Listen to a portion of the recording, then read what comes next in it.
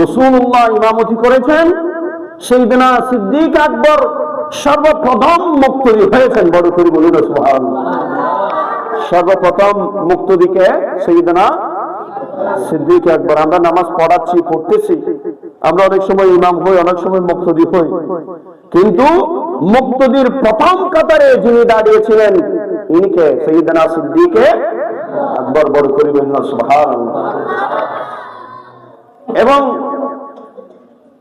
আমরা মসজিদে আজকে এই জায়গায় আমরা যে খুতবা বা বক্তব্য আমরা প্রদান করছি, ইসলামের পক্ষে, নবীর পক্ষে, আল্লাহর ওয়াহদানিয়তের পক্ষে যিনি সর্বপ্রথম খুতবা প্রদান করেছেন, সর্বপ্রথম বক্তব্য দিয়েছেন, ইনি হযরত সাইয়েদনা সিদ্দিক আকবর। বড় করে বলুন সুবহানাল্লাহ।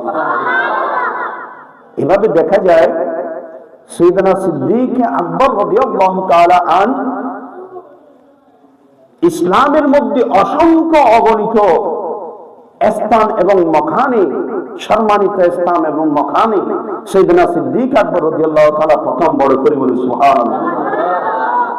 একই সাথে আল্লাহর প্যারা রাসূল সাল্লাল্লাহু আলাইহি ওয়াসাল্লাম ওই সময়ে প্রথম ইসলামের সেই সময়ে যিনি রাসূলুল্লাহর হাতে 40,000 দিরহাম দান করে ইসলামকে আর্থিকভাবে সবল করেছিলেন, ধনী করেছিলেন, ইনি হচ্ছেন সাইয়েদনা সিদ্দিক আকবর। বড় করে বলুন সুবহানাল্লাহ।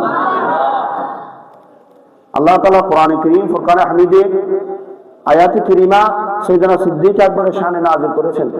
একটু বড় করে বলুন সুবহানাল্লাহ। জিনার বয়ান খুদ লামাকানের খুদা দে, জিনার শান আজমত আল্লাহর সুবহানাহু ওয়া তাআলা বর্ণনা করে ওনার শান আমরা কি গাইব?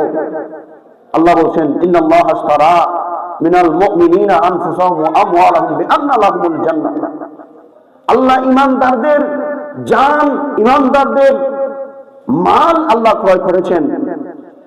কিসের বদৌলতায়, কিসের বদৌলতে?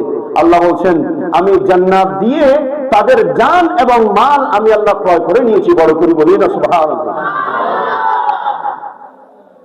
এই জন্য সাইয়েদনা সিদ্দিক আকবরের জীবনের মধ্যে দেখা যায়